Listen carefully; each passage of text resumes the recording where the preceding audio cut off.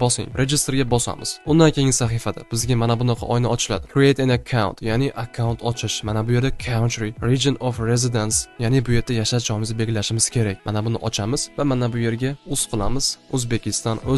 Mana shuni belgilaymiz. Undan keyin your email address. Bu yerda biz har doim o'zimiz ishlatadigan asosiy Gmail akkauntimizni kiritishimiz kerak. Gmailimizni kiritib bo'lganimizdan so'ng pastda parol kiritishimiz kerak bo'ladi. Parolimiz 8 dan 15 tagacha baland harflar, past harflar va raqamlar bilan harflarning kombinatsiyasidan tashkil topgan bo'lishi kerak. Shundan so'ng pastda mana bu bitishgani qoldiramiz va davom etish tugmasiga bosamiz. Keyin bizni mana bunaqa sahifa qarshi oladi. Bu yerda biz mana bu yerni real account tanlaymiz. Shundan so'ng bizga mana bunday sahifa ochiladi. Mana bu yerdan my accounts ga o'tamiz. Umuman olganda biz Extension account ochdik. Endi bizning qilishimiz kerak bo'lgan narsa bu verifikatsiya. Verifikatsiya qilmasimizdan avval biz pul kirita olmaymiz va pul chiqara olmaymiz. Shuning uchun birinchi navbatda verifikatsiya qilamiz. O'ng taraf yuqorida complete profile. Keyingi sahifada biz birinchi navbatda verify email, Gmailimizni verifikatsiyani o'tkazamiz. Buning uchun mana bu yerda menga kodni yuborishga bosamiz. Undan keyin Extension Broker biz kiritgan Gmailga kodni yuboradi. Biz mana shu kodni kiritishimiz kerak bo'ladi. Kodni kiritib bo'lganimizdan so'ng davom etish tugmasiga bosamiz. Undan so'ng ikkinchi narsa verify phone, ya'ni endi biz telefon raqamimizni verifikatsiya qilib olishimiz kerak. Telefon raqamni verifikatsiya qilish uchun tasdiqlovchi kodni SMS orqali va shu bilan birga telefon qilish orqali ham qabul qilishingiz mumkin. Telefon raqamni kiritib davom etish tugmasiga bosamiz. Va biz kiritgan raqamga Extension Broker SMS yuboradi. SMSning ichida esa kod mavjud. Mana shu kodni kiritamiz. Kodni kiritib bo'lganimizdan so'ng mana bu davom etish tugmasiga bosamiz. Shu bilan telefon raqamimiz ham verifikatsiyadan o'tdi. Mana bu yerda yashil bitishkani ko'rishimiz mumkin. Undan keyin personal information, ya'ni shaxsiy ma'lumotlar. Mana bu yerda first name ga ismingizni, last name ga esa familiyangizni kiritishingiz kerak. Pasportda qanday yozilgan bo'lsa, ana shunday kiriting. First name ga ism, last name ga familiya. Mana bu yerga tug'ilgan kun, oy, yil shularni kiritib bo'lganimizdan so'ng pastda city, street, house, apartment. Bu yerga shahar, ko'cha va uy raqamini kiritamiz. Undan so'ng your gender, bu yerda jinsni belgilash kerak bo'ladi. Female, ayol, male, erkak, other bu boshqa degan. Bu yerni o'zingiz belgilaysiz. Shundan so'ng davom etish tugmasiga bosamiz. All set. Mana bu uchalasi verifikatsiyadan o'tgandan so'ng bizning verifikatsiyamizning birinchi qismi o'z nihoyasiga yetadi. Shundan so'ng mana bu yerda verifikatsiyani tugatish, ya'ni complete verification tugmasiga bosamiz.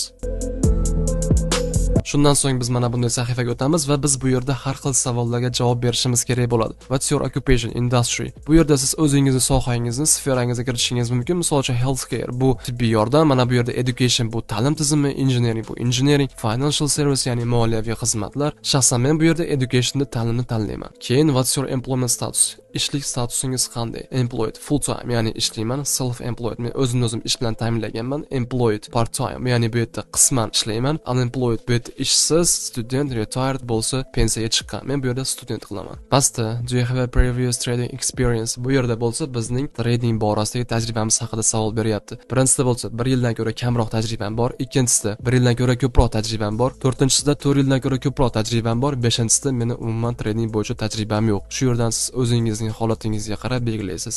Men bunga 3-chisini belgilayman. Undan keyin what's the purpose of opening your account? Account ochishdan maqsadingiz nima? Pastda investment, hedging, speculation, bunga ham o'zingiz tanlaysiz. Men bu yerda investment belgilayman. Please select your annual income. Bu yerda esa 1 yillik daromadingizni iltimos belgilang deyapti. Bu yerda esa o'zingizning holatingizga qarab 1 yillik daromadingizni belgilashingiz kerak bo'ladi. Men bu yerda ikkinchisini belgiladim. Undan keyin pastda bo'lsa please select your total wealth. Ikkisi ham ajoyib. Bu yerda bizni total boyligimiz, ya'ni umumiy boyligimiz so'rayapti. Qaysi odam o'zini bor puli haqida ma'lumot beradi. Bu yerda istaganingizni belgilashingiz mumkin. Pastda bo'lsa iltimos sizga daromad olib keladigan источникlarni, ya'ni manbalarni kiriting deyapti. Employment bu esa ish, rent bo'lsa bu ijara, borrowed funds, loan bu esa kredit va qarzga olingan pullar va pastda pensiya va undan keyin bu meros. O'zingiz xohlaganingizni kiriting bu yerda ham. Men bo'lsa bu yerda mana bu ikkinchisini belgilab o'tib ketdi va undan so'ng pastga davom etish tugmasiga bosamiz.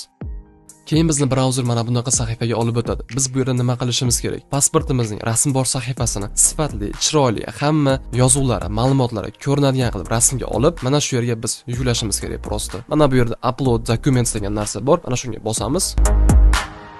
Keyin verify identity, bu yerda endi shaxsni tasdiqlovchi ma'lumotlarni biz belgilashimiz kerak. Mana bu yerda O'zbekiston, pastda bo'lsa biz yuklaydigan hujjat turini belgilashimiz kerak. Pasport bo'lsa pasport, haydovchilik guvohnomasi bo'lsa haydovchilik guvohnomasi, ya'ni prava, pastda ID karta. Sizda qaysi biri bo'lsa, qaysi birini yuklamoqchi bo'lsangiz, ana shuni belgilang. Men bu yerda pasport qilaman. Keyin pastroqqa tushamiz va bizga mana bu yerda zamecheniya, ya'ni eslatma beryaptiki, mana bunaqa xira bo'lmasligi kerak, mana bunaqa chiroyli tiniq qilib turib, prosta yuklashimiz kerak. Mana bu yerdan yuklash degan tugmaga bosamiz.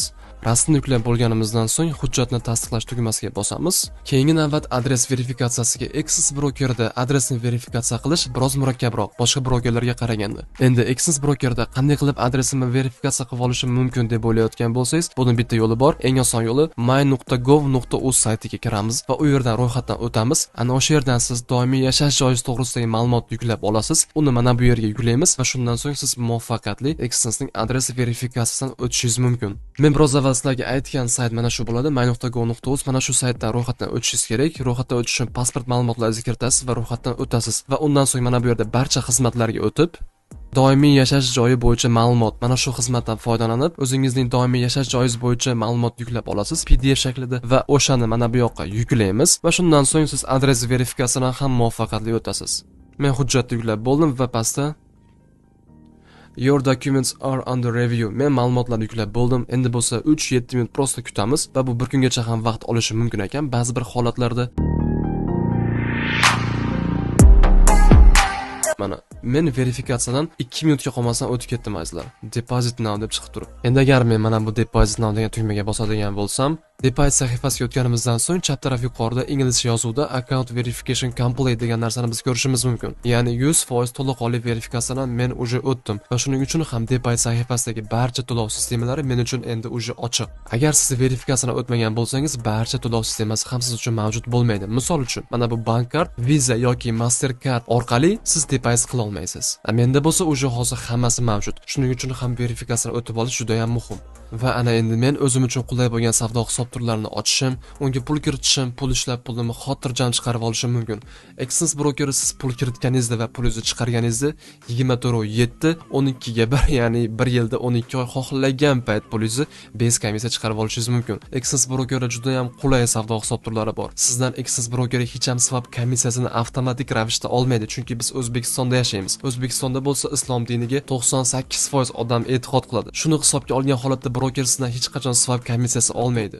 Access brokerning savdo hisoblari to'g'risida podrobniy informatsiya berganman. Yuqorida video kelib chiqadi. Mana shu videoga bosib turib, Access brokerdagi savdo hisoblari to'g'risidagi podrobniy ma'lumotni, informatsiyani olishingiz mumkin. Access brokerga qanday qilib to'g'ri ravishda pulni kiritish va pulni chiqarib olish to'g'risida ham video qilganman. Buni ham hozir yuqorida kelib chiqadi. Agar bu temaga ham qiziqsangiz, yuqoridagi videoga bosib ko'rib olishingiz mumkin. Access brokerdan to'g'ri ravishda ro'yxatdan o'tish xuddi shunday amalga oshiriladi. Agar siz ham men bilan bir xil qadamma-qadam qanday qilgan bo'lsam, xuddi shunday qilsangiz, javob berib aytishim mumkinki, sizda hech qanaqa muammo bo'lmaydi azizlar. Mana shu Access brokerdan to'g'ri ravishda ro'yxatdan o'tishning yangilangan versiyasi bo'ladi azizlar. Agar video yoqqan bo'lsa, albatta like bosib, kommentariy yozib qoldirib qo'ying va agar savollar bo'lsa ham kommentariyda qoldirishingiz mumkin. Men keyingi safar video tayyorlayotganda hisobga olishga harakat qilaman. Azizlar, shu yerda sizlar bilan xayrlashaman. Hammaga огромный profitlar tilayman. Albatta kanalga obuna bo'lib qo'ying. Videoda Access brokerdan ro'yxatdan o'ta olmayotgan do'stlaringiz bilan ulashing. Sizlar bilan bo'lsa men keyingi videogacha xayrlashaman. Hammaga xayr, hammaga omad.